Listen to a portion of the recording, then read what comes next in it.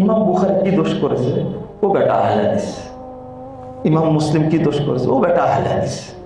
ইমাম আবু দাউদ ও তো আহলে হাদিসের নেতা। ইমাম তিরমিজি ও তো পাকা আহলে হাদিস। ইমাম নাসাই ও বেটা আরো কড়া সালাফি। ইমাম ইবনে মাজাহ ওরে বাবা রে বাবা, ঝাঁঝালো জিনিস। ইবনে মাজাহ শুরুতেই সব বেদাতকে কি করে দিছে? আউট করে দিছে। 6 জন কুতুবে সিত্তার আলেম, এত বড় আলেম, তারা সবাই যদি আহলে হাদিস হয়, আপনারা কি ছেড়েছেন? তাহলে একটা মুরব্বীর কথা নকল করলো, কি ছেড়েছেন আপনারা? তাহলে সব মুহাদ্দিস যদি আহলে হাদিস হয়, আপনারা কি করেছেন? ঘোড়ার ঘাট কেটেছেন। সবার দোষ ইমাম মালিককে, ইমাম শাফিকে, ইমাম আহমদ বিন হাম্বলকে বলে সবাই আহলে হাদিস। আরে ইমাম আবু হানিফা আহলে হাদিস, তোমার স্বীকার করো না।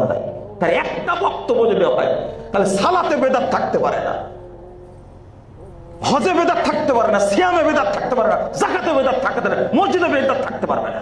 ইজা সাহাল হাদিস ফাহুয়া মাযহাবি।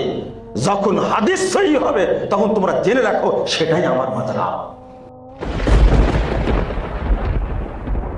কিছু কিছু আল খেল্লাওয়ালা ইবলিসের ডিলার আছে, সেনাপ্রধানের বক্তব্যটা নিয়ে এমন চাঞ্চল্য তৈরি করেছে, তারা তাদের দিনের রাতের ঘুম কি হয়ে গেছে?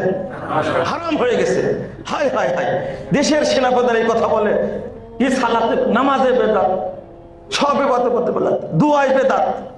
মানে উনি যে বুঝে গেছেন বেদাতিরা কি টের পেয়ে গেছে।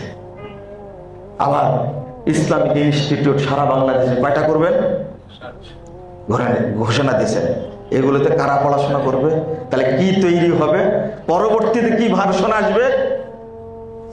তোমরা যতই চেষ্টা করো, এই মাজার পূজার ব্যবসা বাংলাদেশে থাকবে না ইনশাআল্লাহ। যারা তৈরি করেছে তারাই মাজার ভাঙবে ইনশাআল্লাহ।